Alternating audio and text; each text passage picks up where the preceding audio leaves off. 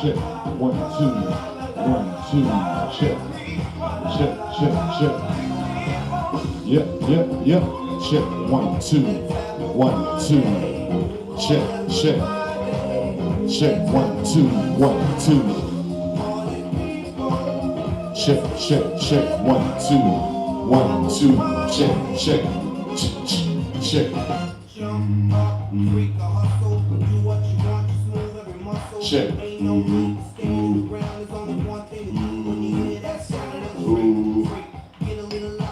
Check. Check. 1, 2. Yep. Yo. Check. Yep. Check.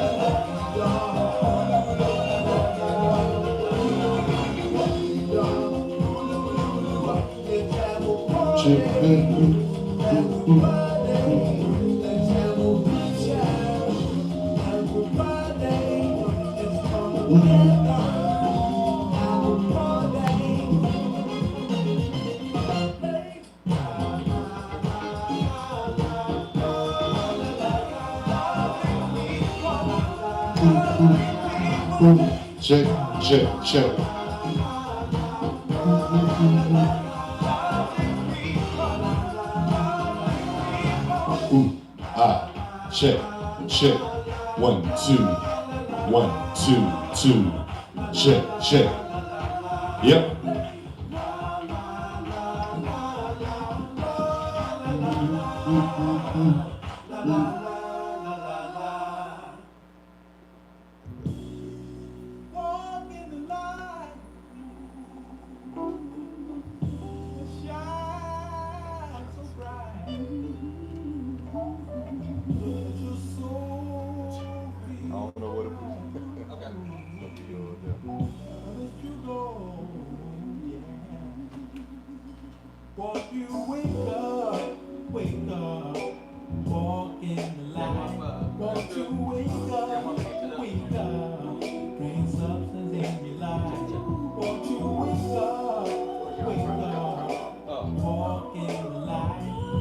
Check, 1, 2, 1, 2.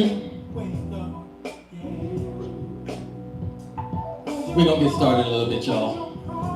I go by the name of Logisticalstyles. Shout out to everybody who's here in person. Shout out to everybody over on YouTube. We streaming live right now, so we are going to get started. I'm just doing a couple of last minute sound checks, getting everything in order, and then we're gonna be starting the Art of Turntablism. just to give you an idea of what it is for those who's tuning in and checking it out. This is like the first of a series that's gonna be put on today with the help of Fulton County Arts and Culture. Big shout to all the commissioners from Fulton County Arts and Culture who have allowed me once again to get up and use their funds to push my idea of art. Shout out to all the other artists out there doing these grants as well. If you are interested in doing a grant, something like this, or putting on something similar and get funding, Fulton County Arts and Culture is currently accepting applications up until December 21st. So if you have an idea of something that you want to do, not necessarily just DJ related, but if you have any kind of art that you put forth and you want to get a bigger platform, they are accepting applications that do workshops, performances, art exhibits, etc. So just definitely check them out, Fulton County Arts and Culture. They are definitely spreading the word, and you will see where to get the application. So what we're doing today, this is a mixture of all that. This is a performance, this is an exhibition, and it's going to be a little bit of education. So I'm trying to inspire, educate, and have some participation. So it's going to be a conversation. It's going to be some cutting, obviously, since we got the turntables up here. I got my partners in crime, DJ Razor and DJ J Soul, will be joining me shortly. And before they get here, I'm just going to go ahead and do a rundown. When I first got approved to do this grant or this program, didn't really have a firm idea of what I wanted to do, but I knew I wanted to spread my form of art. And my form of art, y'all know me as a DJ. Yes, I do parties. Yes, I do other type of stuff. But one thing about me as a DJ is I love scratching. I love manipulating records and all that. I love doing that. And even without any gigs, I'm still going to be at home scratching. So this is my art, and I wanted to bring it to you and show y'all. So we got DJ Razor in the house. Yeah. DJ Razor, J Soul, going to be up here shortly. And shout out to everybody who is tuning in. I can't really monitor the YouTube channel right now while I'm doing this, but shout out to everybody. Also, if you want to post it or anything, just be sure to tag Fulton County Arts and Culture so they can see what we're doing out here.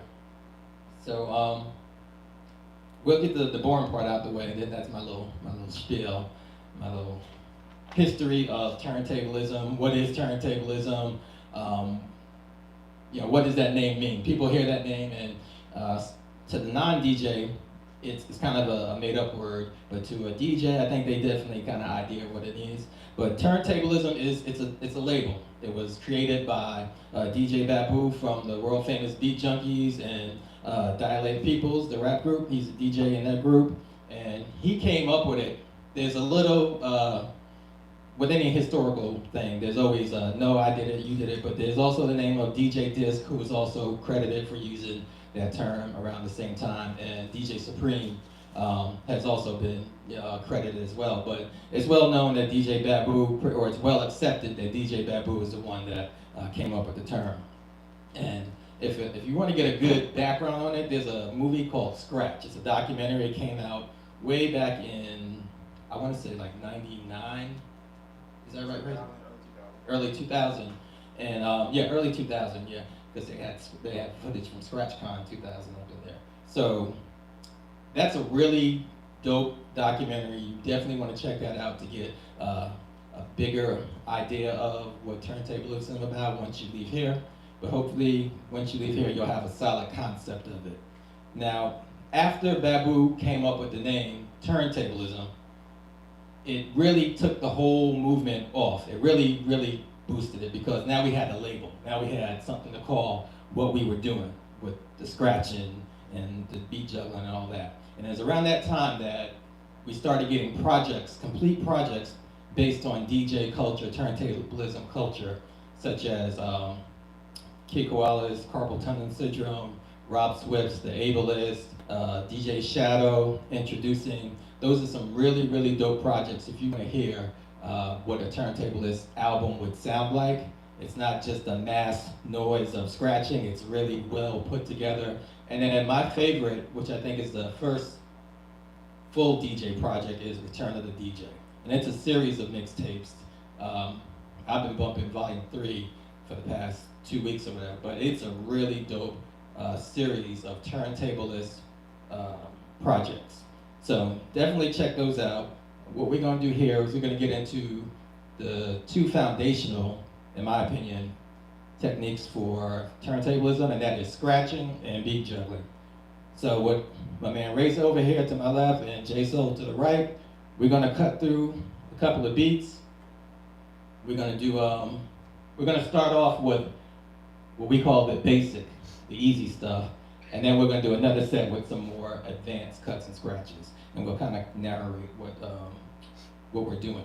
So without further ado, let's get into this.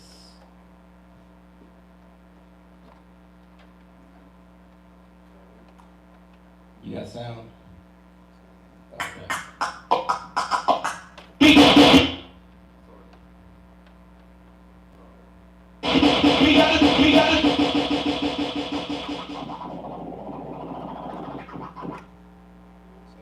You got you, Jay?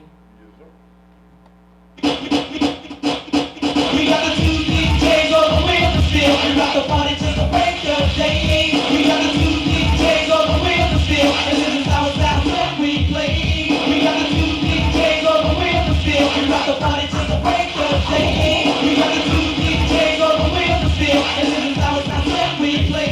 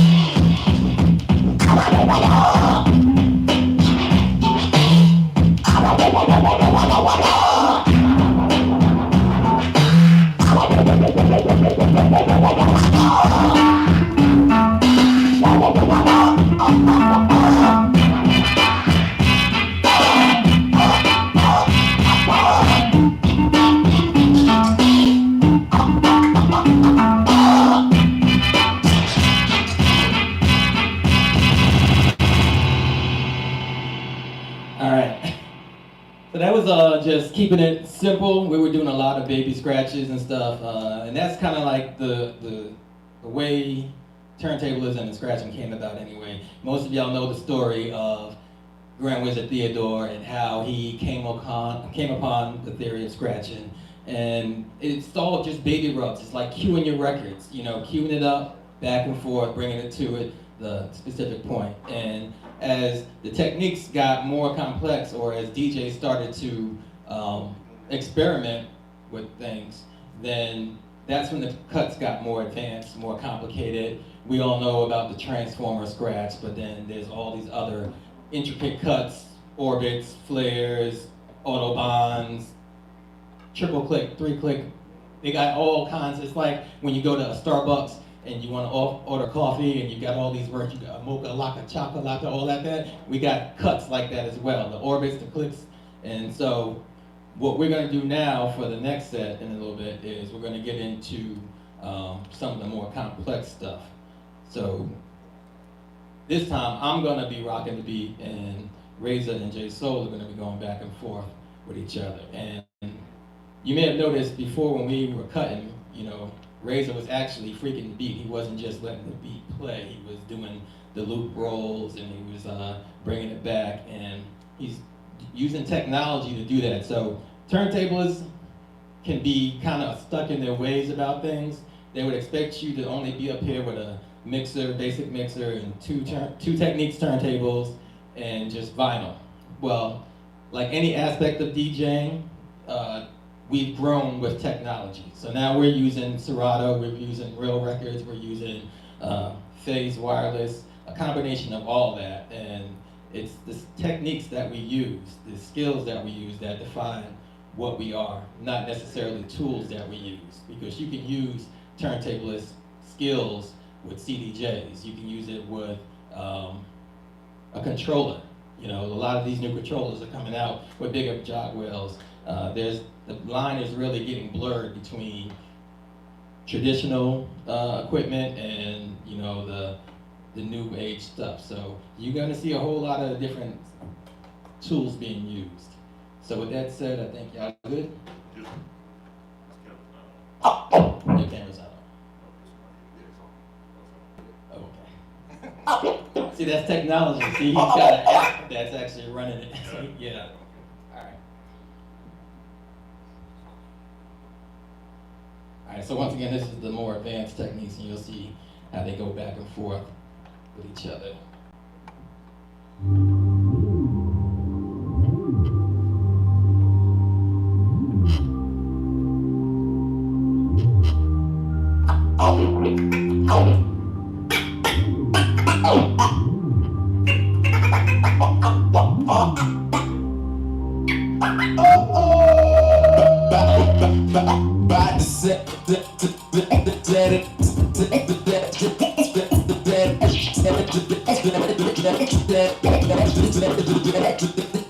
Let it all.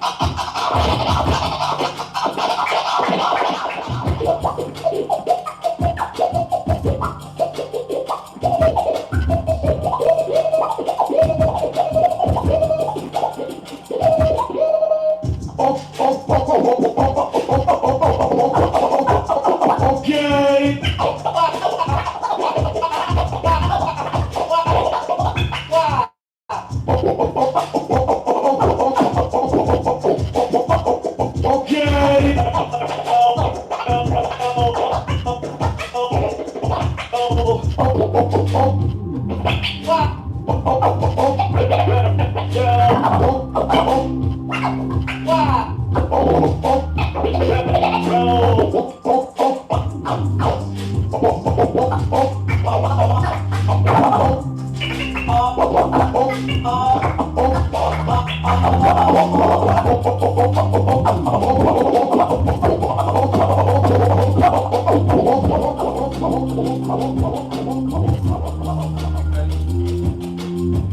wanna stand it out, just ride the beat out? Let me jump in with you.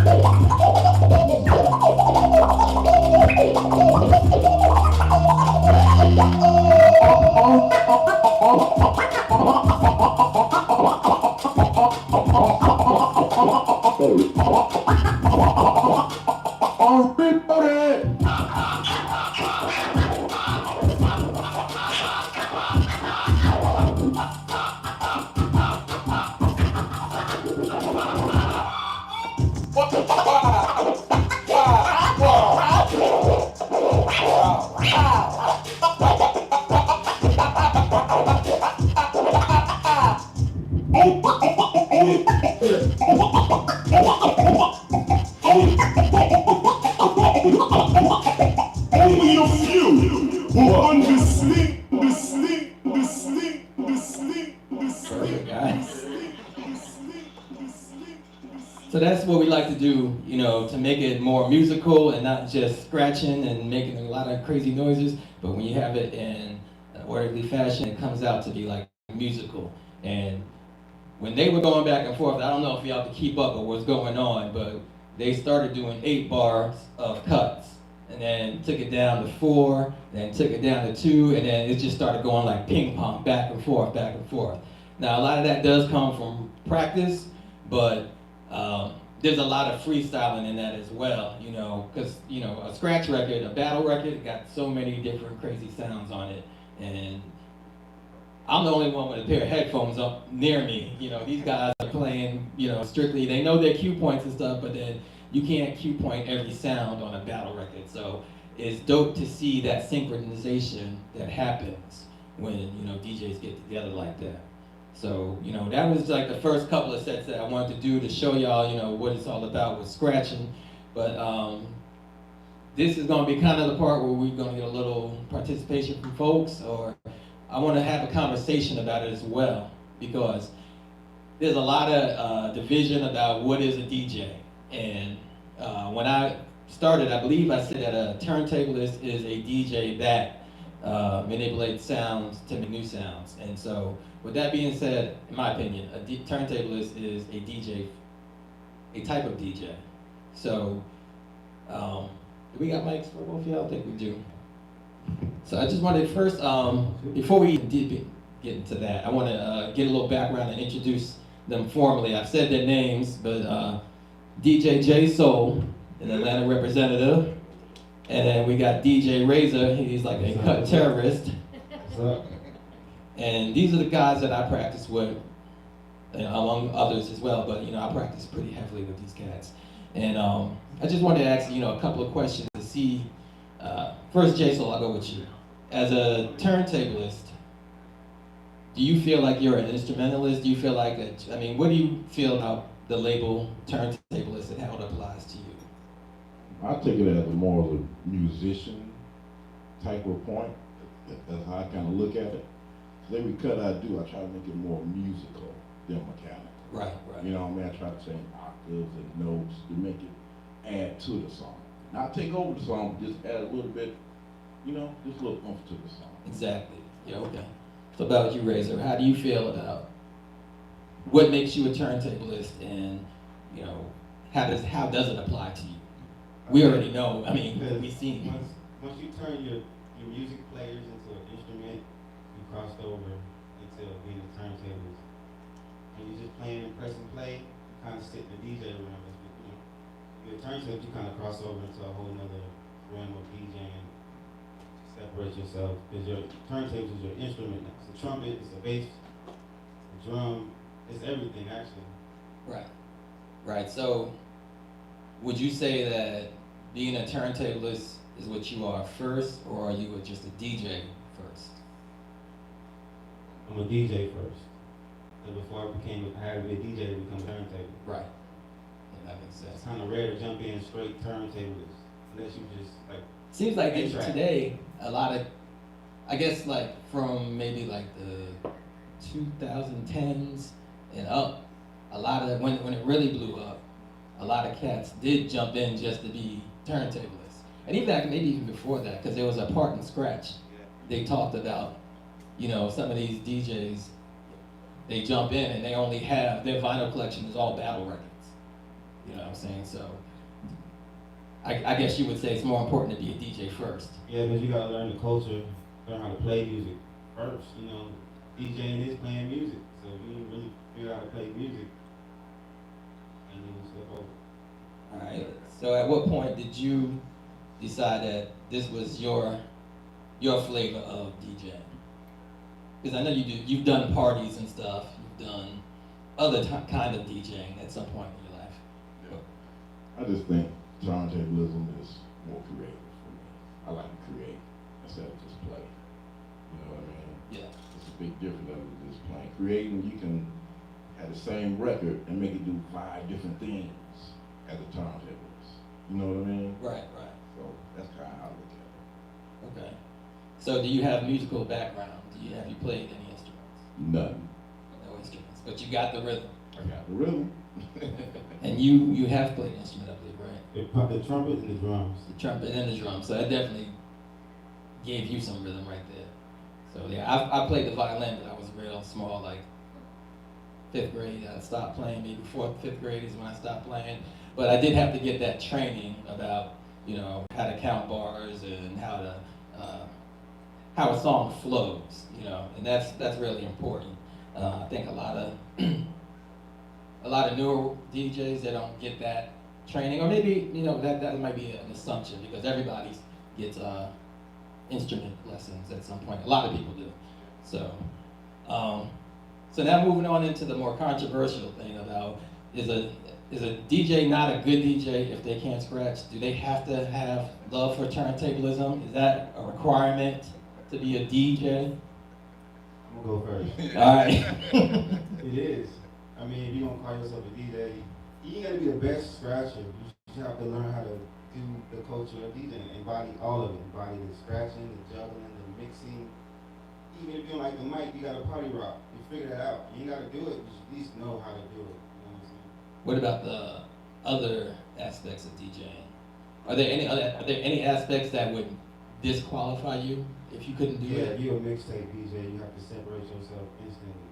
Oh, really? Why? Yeah, because you go from collecting records and putting your name on them to not even engaging in any skill set or nothing. You just put your name, I'm DJ Whoop Whoop, here's my mixtape, and it's just Pro Tools. What about the old school mixtape DJs? Because before we had computers and stuff like that, if you wanted to be what you described, a DJ that just put music on, you still actually had to play. Good check. All right. But yeah, you still had to play if you were back then, and you were like DJ Clue back in the days when he was putting out tapes. He was playing the He records. still was a DJ. He would still do clubs and party Okay. rock. He just didn't have a base in tapes. He still had club appearances and stuff like that. So they actually have to do the act of going out and actual playing work. music for people Yeah. to be a DJ. Okay. Yeah. What about you? What do you say?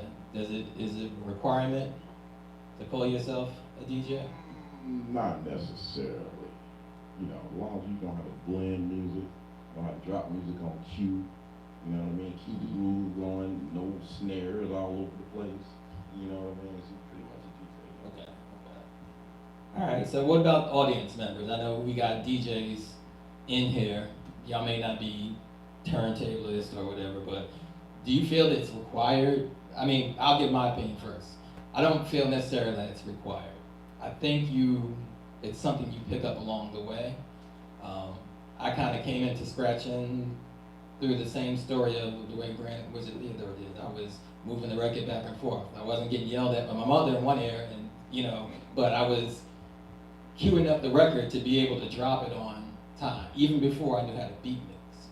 So I'm gonna be on the camp that says you don't have to do that to be a DJ, because I know specifically I've done parties, especially when I was really young. I didn't even have a crossfader in my first mixer, so there was no way I was doing any complex scratching. Now I did learn the baby scratch because I wanted to mimic what I heard. When you listen to a Jazzy Jeff Fresh Prince album and you hear the Magnificent, you got to figure out how to do at least some of that. I start with making the noises in my mouth, and then okay, that's the sound I want to make, and then you figure out how to use it how to use the turntable like an instrument. There is differences with the way you can adjust the pitch, the way you can attack a note, whether it's just a single one hit of a horn.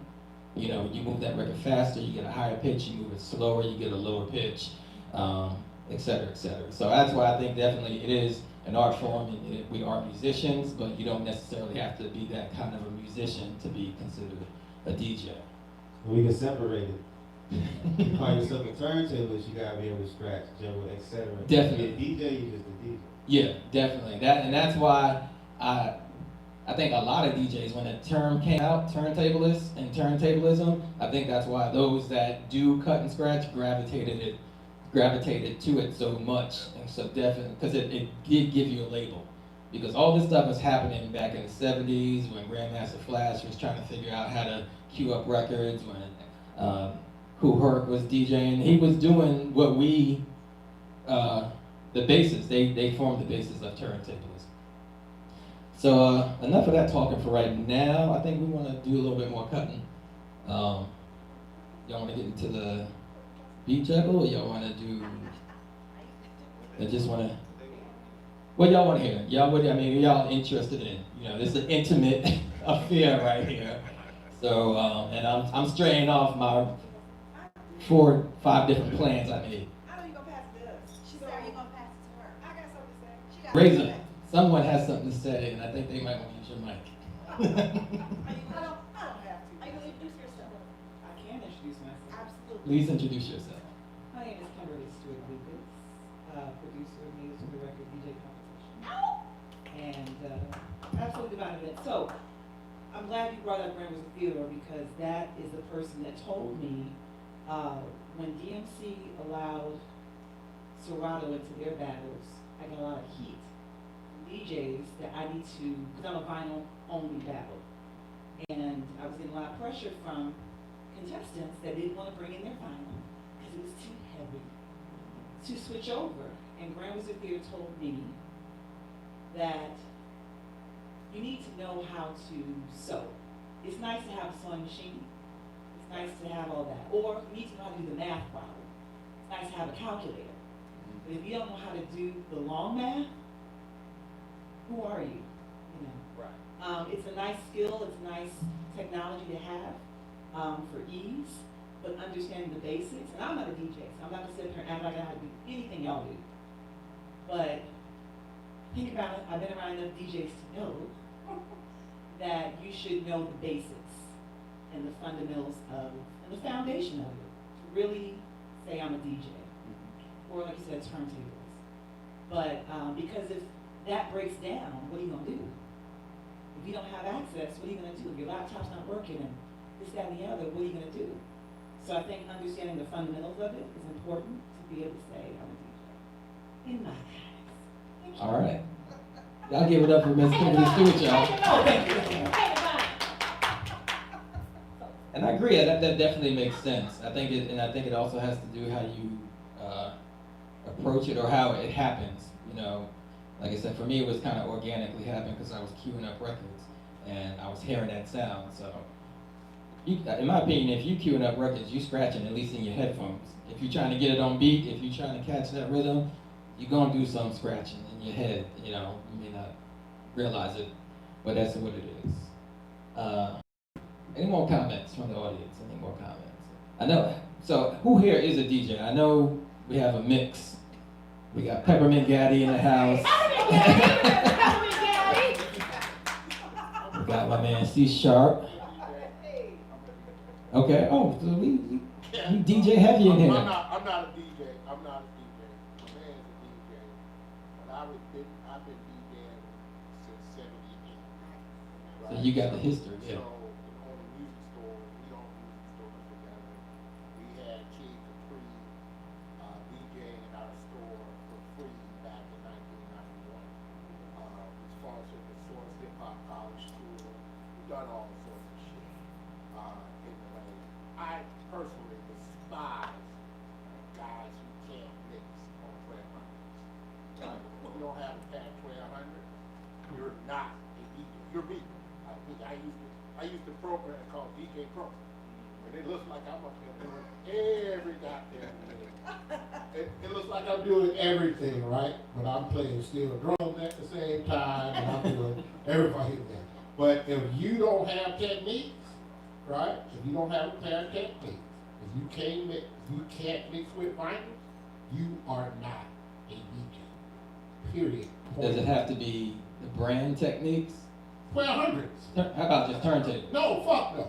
Yeah, because you can have some old realistics, Radio Shack, because we all started with belt driven, right? Because I'm old, belt driven, couldn't scratch on them because they were belt driven. Y'all remember that? I remember, yeah, okay. I had those.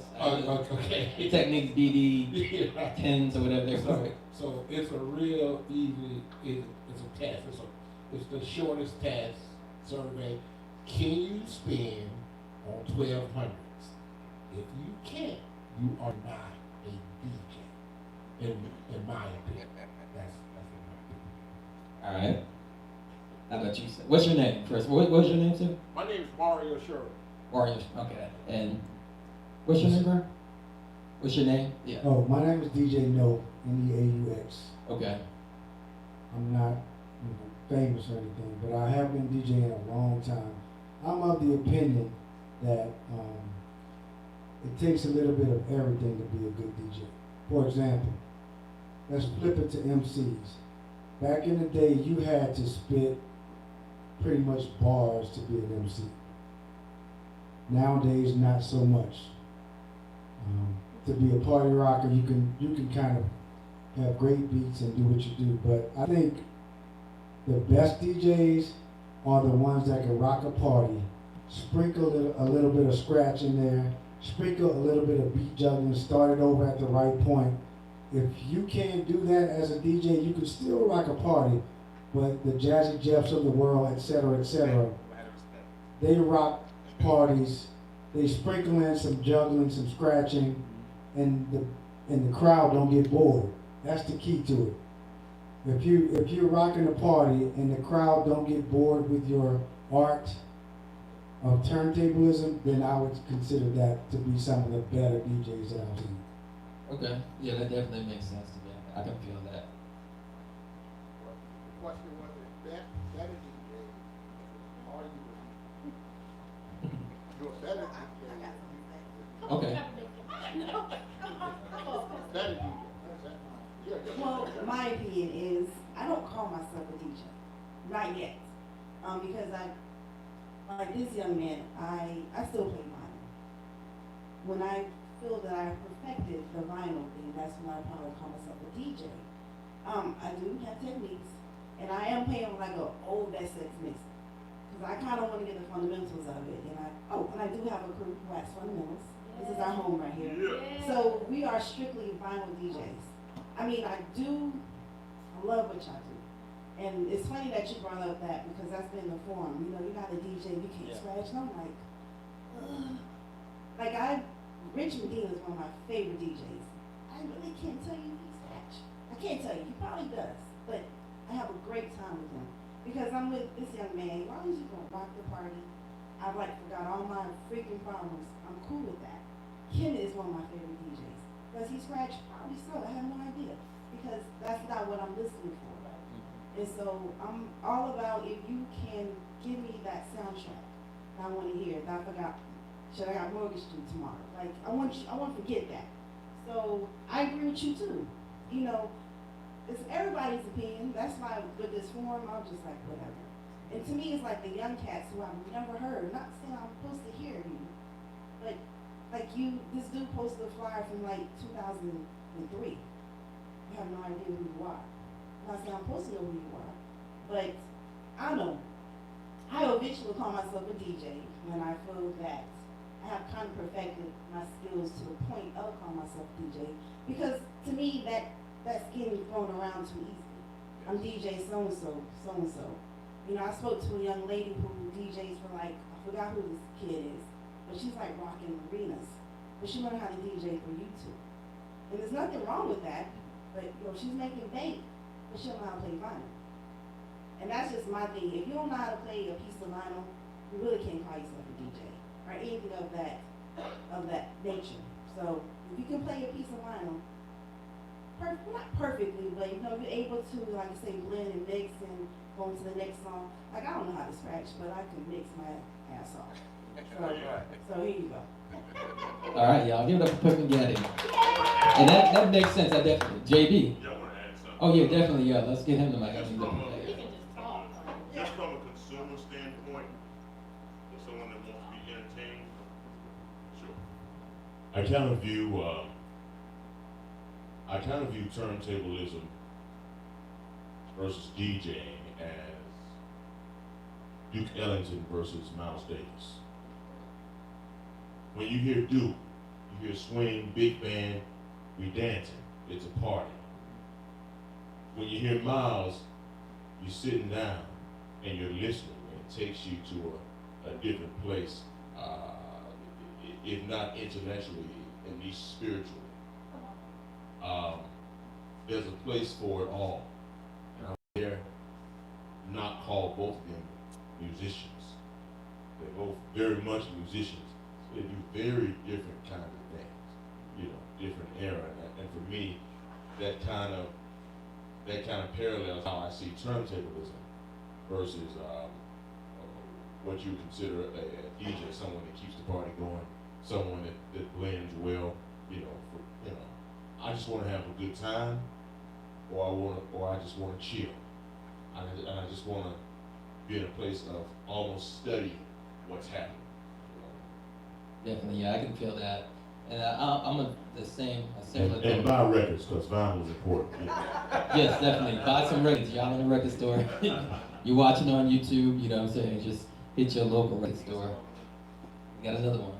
Yeah, I'm not a DJ, but I am a musician. So, kind of piggyback on what Jonathan said, I think it's imperative to know your music.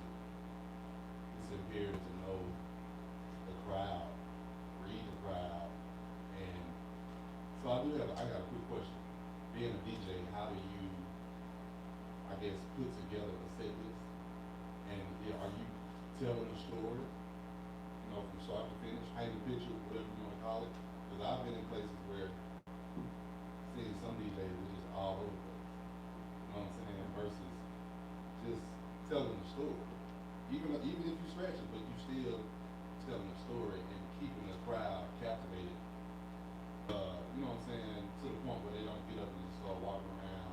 The next thing they're gonna be like, going home. You know, but yeah. Yeah, definitely.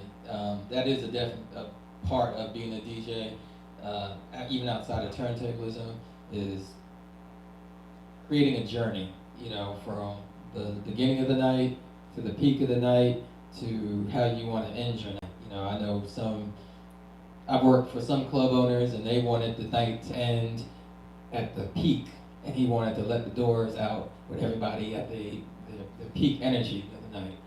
And I never felt like that was a great way to plan a night. You know, I always say I'm landing the plane. When I'm getting ready to end the party, I always look at the whole party like a plane ride. You know, from the takeoff, the taxi, to the takeoff, you plateau, and then when it's time to land, you want to have a smooth landing so people will fly again with you.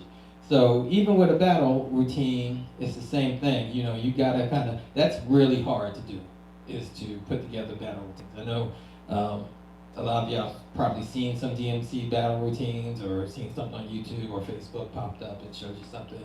But those routines take a long time to create. At least for me, they do.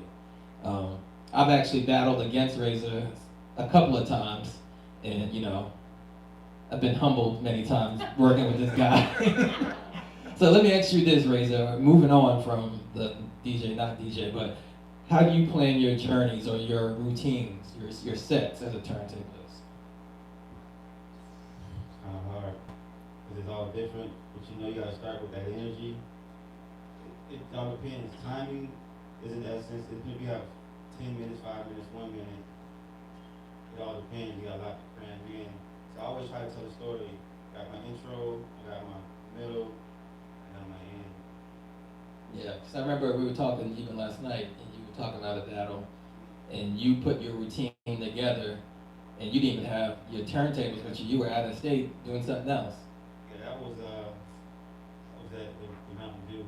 I just knew what type of energy, because it was B103, so I knew the energy. It was pretty much, you know, the energy B103. So I knew the energy. I put a couple records together, tune them up, play around my head, do it.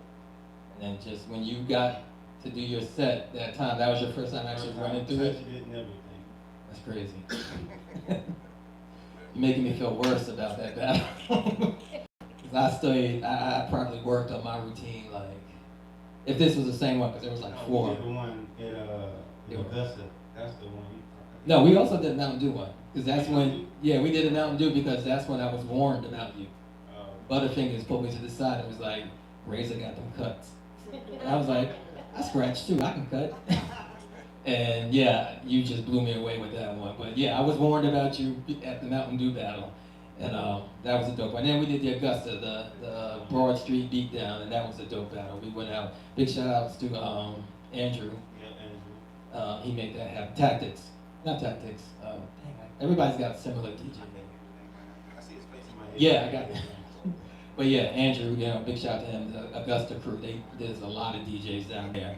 So that's another thing I want to talk about. Do you think turntablism and this whole scratchy thing, this is just something people do in the big city? Or do you think it's spread throughout all over? Do you see a worldwide turntablism? Do we? Yes, it's here. It's been here for a while. Yeah. Yeah, it's definitely here. Mostly on the West Coast. We slowly gravitate to it down here. But Overseas Right. is heavy. Yeah. Germany, Japan, Russia. Yeah. I remember there was a time, you know, especially when we had battles every year. There was a DMC battle, not DMC, a Guitar Center battle. There were the Mars battles and stuff. Do you think the turntablism community in Atlanta was stronger back then than it is now? And the reason I'm asking is because back then we had Lord, Clever, you know, Machete X. You know, there was a lot of heavy hitters here in the JC. He's still here. A lot of heavy hitters, you know, DMC champions from here who represented from Atlanta, went to the DMC and became champions. Do you think it's stronger as a community now or then back then? What do you think? So I'll let you go first. I think it's stronger now, but we don't congregate enough. You know what I mean? Yeah. Everybody's so spread out. We need a meeting spot at least once a month. Bring everybody together. This sounds like the beginning of a good thing, though. We are in a good place to do that type of thing. What about you, Razor? You think it's stronger back then or now? As far as the connection between all of us is stronger, but we did have more battles back then. Like we wait for Guitar Center every year, or you know, DMCs and stuff. It's stronger now. I feel it's stronger now. We all know each other. We're all connected. Yeah. I think I miss the in-person stuff, the battles and stuff, and it's not always about just competing and beating the next guy, but just that experience of seeing what the next person's doing in person. I mean, even when I started DJing, I learned off of videotapes and whatever I could catch on TV. And it was never really clicking until I moved down here from New York. I moved down here in my second year of DJing, and I started meeting other DJs and doing it in person with them and seeing, you know, what a transform looks like in person, you know, that type of thing.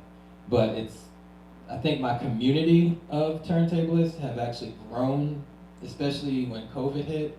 I joined a Facebook group, the Global Scratch League. We were actually having scratch sessions with people on the other side of the world, you know, or the other side of the country. And you have to kind of get your timing right, because they'd be like, yeah, 9 o'clock, meet me. And then you get up there and you'd be like, oh, this person's in England. So their 9 o'clock is a little different than my 9 o'clock. But yeah, so I think the turntablism is definitely out there, and it kind of really opened my eyes when I went to Augusta and saw so many people that were actually interested in the battle. But yeah, I know I said this before, it's enough of this talking stuff, let's get back into a little bit more cutting. So, what y'all want to do? One thing I did want to do, the acapella cutting. Because I wanted to give an example of, because it's cool, I love scratching to beats and stuff, but my wife and my daughter are over here, and they can attest to the fact that I can easily spend hours in the basement scratching the same thing over and over again. You know, in the early battle days, they make jokes about it's time, because I would do that over and over and just back and forth, you know, trying to get my speed up on that. But then I would also sit there and just scratch sounds, just a cappella. So I think we'll do a quick, I know this is like not completely rehearsed. I mentioned it, but yeah, just pull up a clean scratch sentence.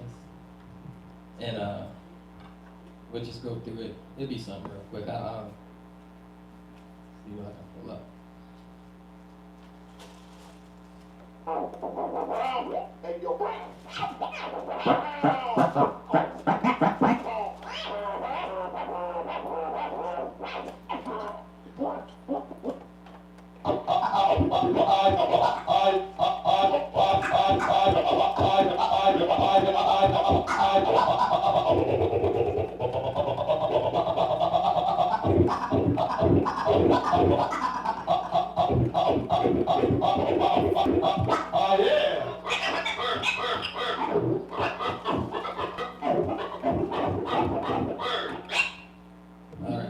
I know I sprung this on y'all, so what we'll do is just one sound each. We'll drop a sound, cut the sound until you want to quit, and then pick up, we'll go around. No beat. We just do not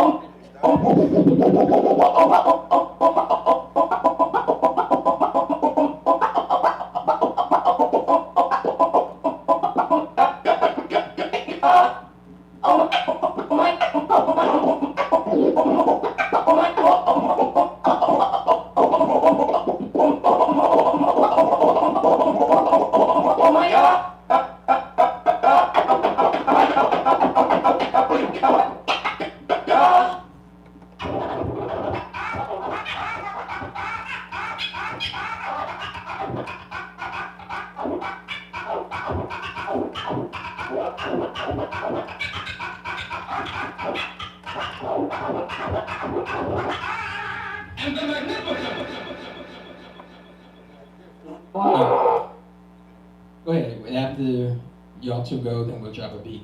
Just cut over that. And beat.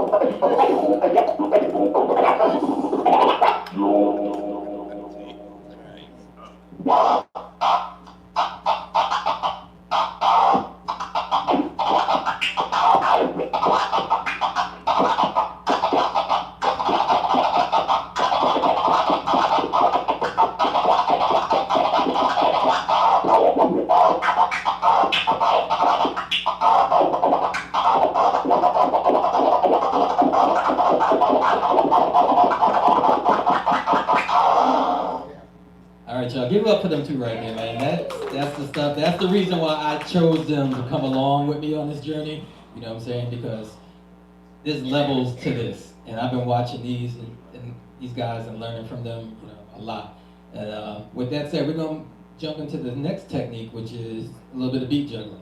So beat juggling, for those who aren't DJs and those who are watching and aren't DJs, beat juggling is when you take two records, maybe not necessarily two identical records. I often do doubles of the same record.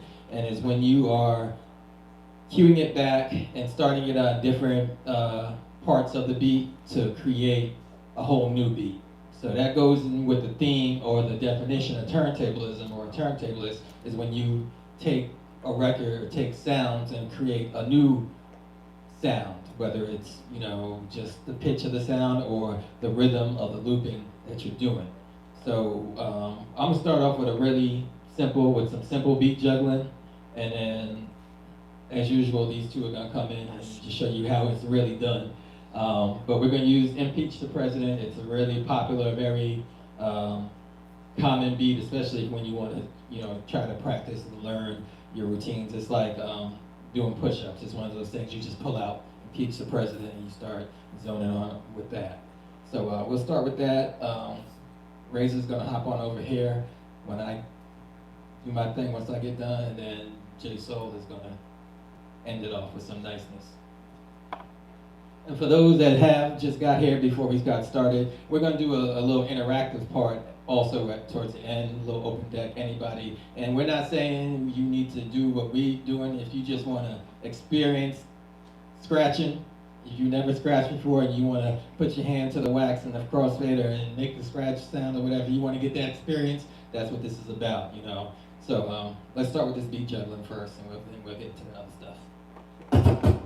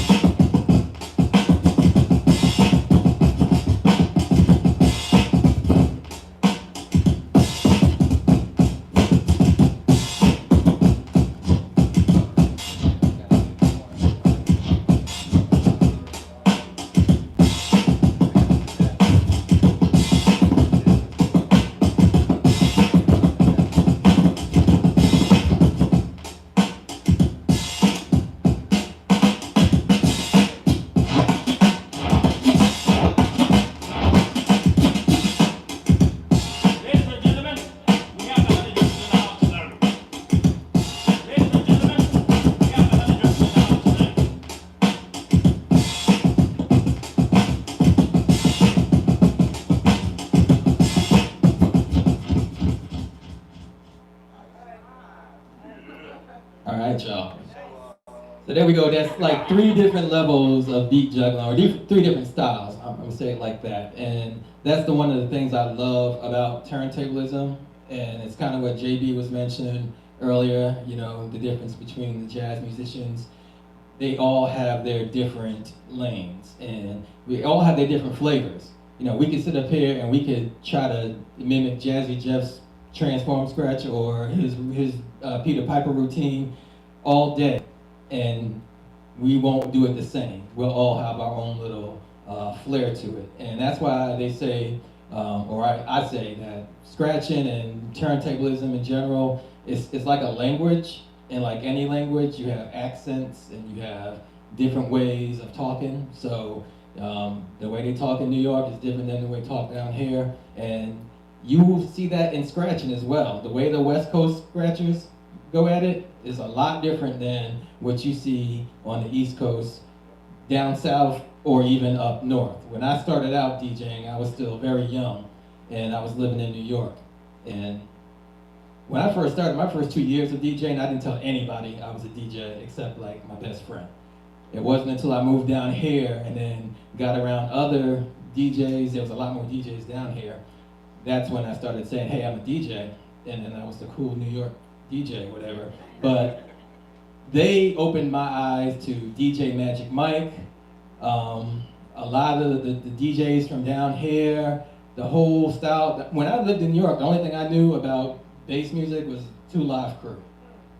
Then I came down here and I heard all these other songs, and I started hearing Planet Rock being played. And I was telling my friends up in New York, I'm like, they still playing Planet Rock down here, man. I don't know what I'm going to do. And then I started getting into scratching and realized how much fun you can have with Planet Rock, or you know, any of those up-tempo beats. And that's me learning a new language, a new scratch language, a new musical language, because I didn't even have any knowledge of it back then. So that was the growth of my turntablist stage or whatever. But kind of not went off on a tangent with that. But we all scratch different, we all scratch good. I don't think there's anybody who's just really bad at scratching unless they just started. But I think if you attempt it several times, you'll get some proficiency at it, and you'll just have, that'll be your baby language. And as you start doing it more and more, you get a more advanced language, because that's one thing I've learned from putting this together. And we've had like 5 sessions, you know, and I scratch at home and I make my progress, but when I get around other DJs, you know, not just these DJs, but other DJs, even if it's like with mixing, I went and did a wedding with another DJ for the first time. I always do weddings by myself as a DJ.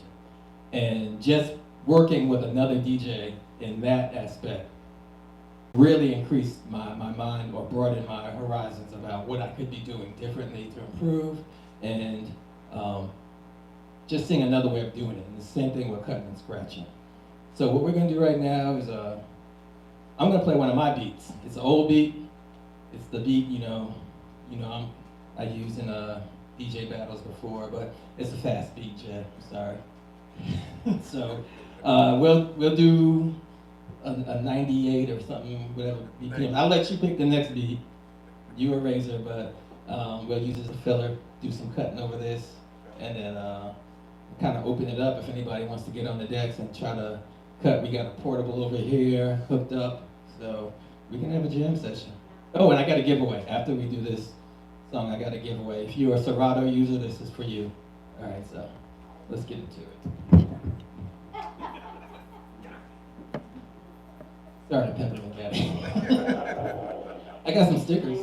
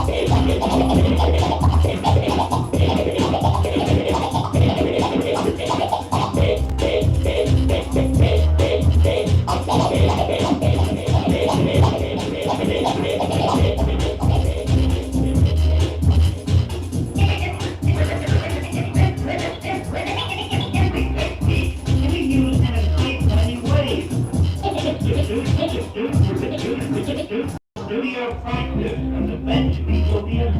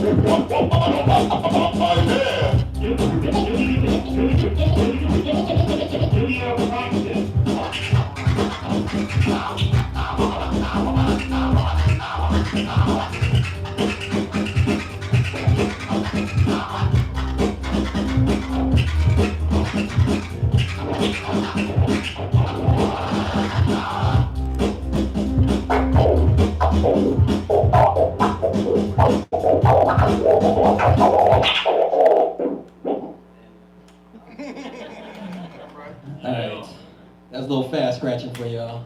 Shout out to everybody that came in, you know what I'm saying? I see a lot of more familiar faces up in here. I see the kid, I see my man Chili B up in here. So I know they're gonna get down. If Chili didn't come here for nothing, it's to get down on these texts. So y'all got one lined up?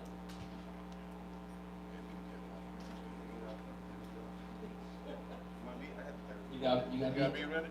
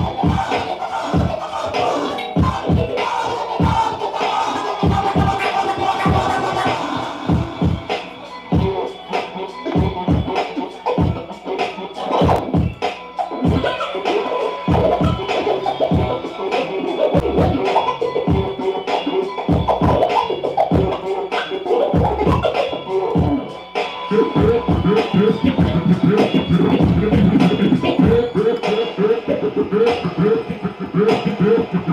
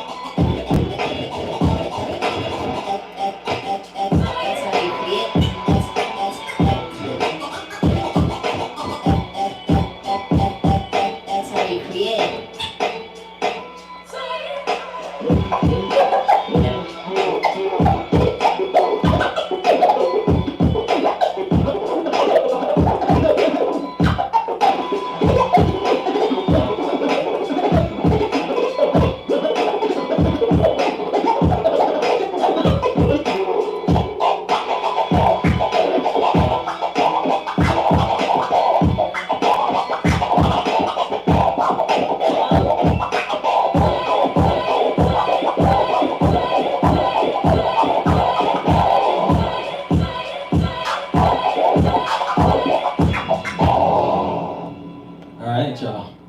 So once again, that's what we do. We cipher around. We got a sync, a rhythm that we do. You practice with each other for so long. But I did say I had to give away for a Serato user. I dropped it a little tidbit earlier. I think I mentioned it a couple times. But basically, I'm gonna give away some Ring and Serato stuff. Well, Serato stuff. I got a Pitch and Time expansion pack voucher. So if you use Serato DJ and you don't have the pitch and time and your key lock doesn't sound so great when you use it in certain things, you get this expansion pack right here, and it will make that so much better. And I got a pair of Serato control vinyl and the stickers. You know what? Because I know you two love stickers. So I'm just going to go ahead and reserve these for y'all. But who coined the term turntablism? And if you can remember what I mentioned earlier, I will give you the voucher and the Serato control vinyl. Which DJ coined the term? You can answer, give it to somebody else. No. He invented scratching, but he didn't come up with the term. Turntablism is something we were doing for a long time. It just didn't have a name until one DJ with a rap group. Scratch. No. That wouldn't make sense though, right? DJ Scratch come up with it. He's not East Coast based. Okay. West Coast. Close, but no cigar. No. Yeah, it's a DJ. Turntablism. You don't know? I'm stumping you. Give him a hint, Lodge. Give him a hint. First letter is name. They got a crew, the world famous beat junkies. Their pupils are dilated. There you go. DJ Babu from Dilated Pupils came up with the term I think in '96 it was. And it's pretty much undisputed, so there you go, bro. What's your name? Sylvester. Sylvester, all right, man. I appreciate you for coming out. Definitely. And also, quick plug, my man Razor. My man Razor makes these dope shirts. Yeah. Razor put these Tableist by Nature, Tableist. Razor makes these, and I think he got a couple. He got a couple for sale, so if you want to hit him up and represent as a tableist, or at least an Atlanta-based tableist with a theme, I love that. But yeah. So we got probably about 30 minutes or so left up in here, and this is the point where I want to invite some other people up that want to scratch, that want to touch a turntable, that want to get busy. We'll put a beat on, and we're just gonna cipher for. I got scratch records. Right, yeah, I got some scratch records. So should we go all vinyl? We can go all vinyl. We all got, I'll just take off the face. Let's put up a beat. Now that you can hop on my set. Which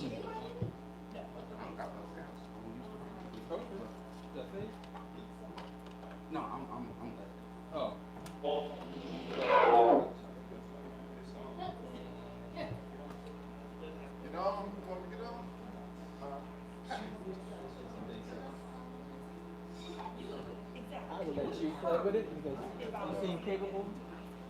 Figure out what the sounds are.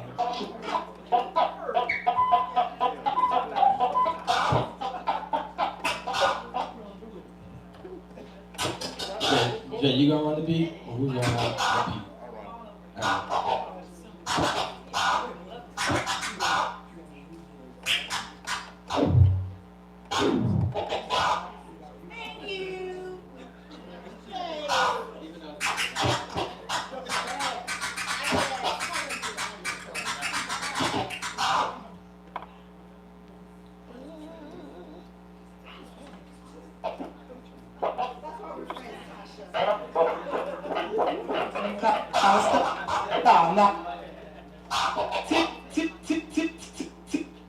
Be a DJ, you gotta do your best. Have your own kind of style, not like the rest.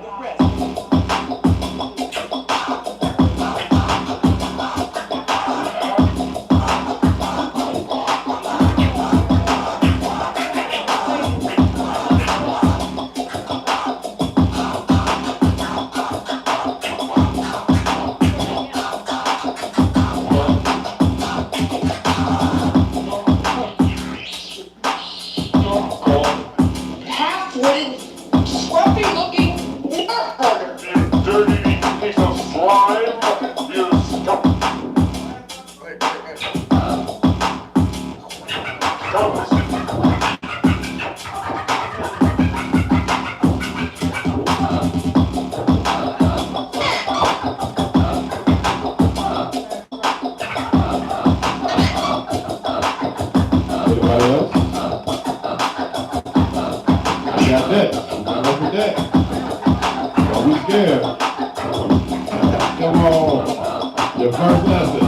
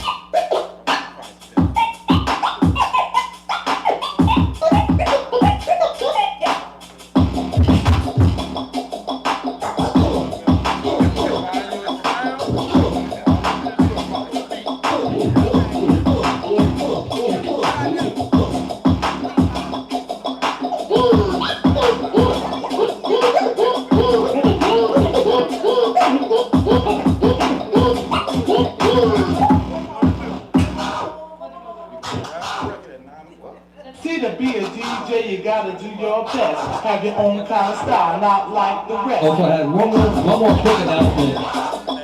If you are into turntablism, right about now, the USA eliminations is happening for the DMC. The DMC, they're doing it right now with the world eliminations. It starts on YouTube, so if you want to check that out, definitely check that out.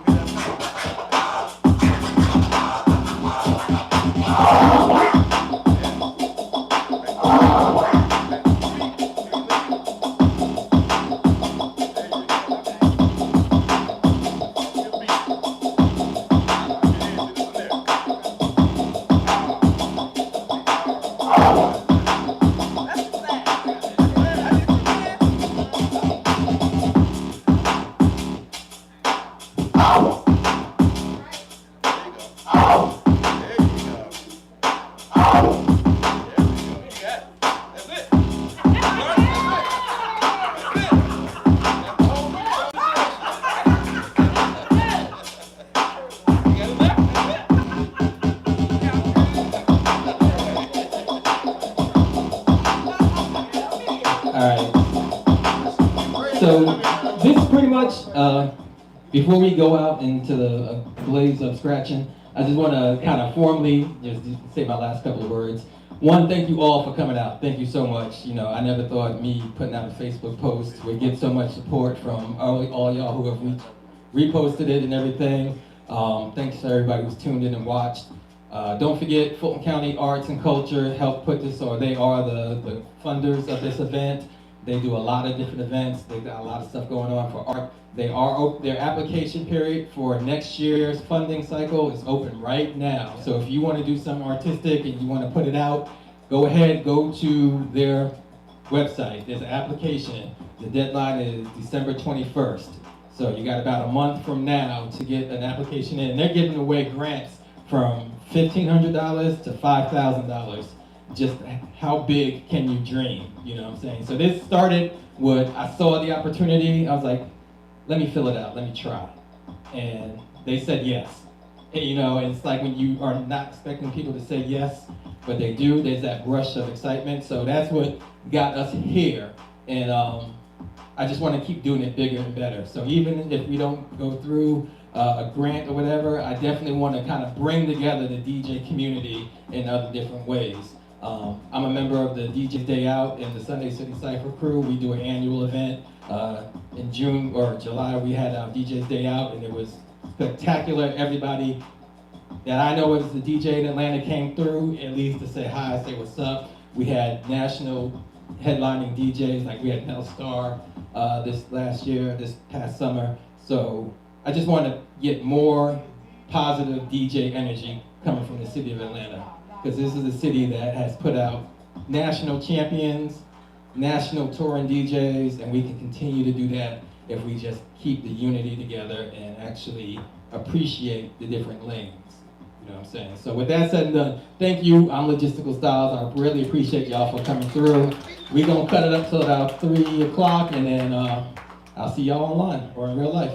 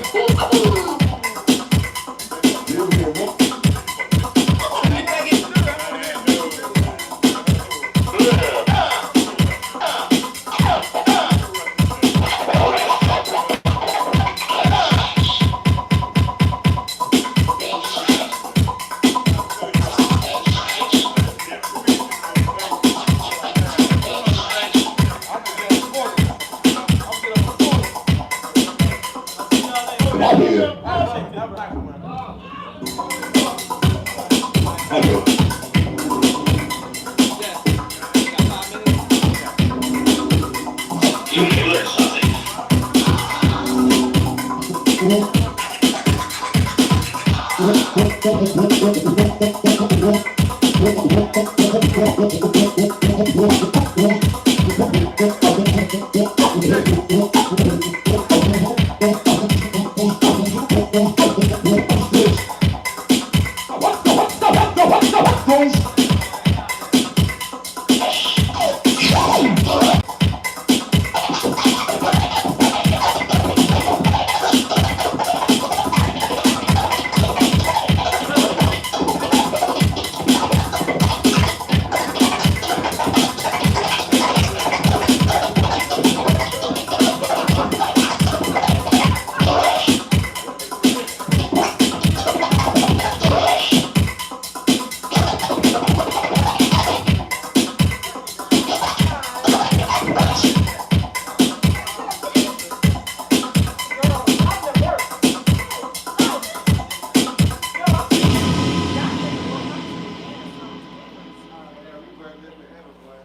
What them all up gonna turn?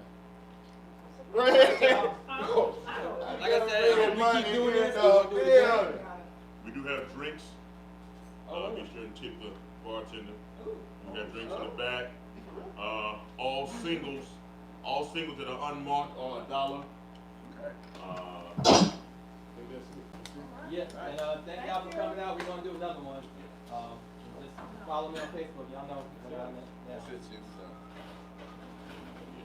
You did it. Yes, we did. We'll get on y'all ass for that first set. I know. Yeah. I could.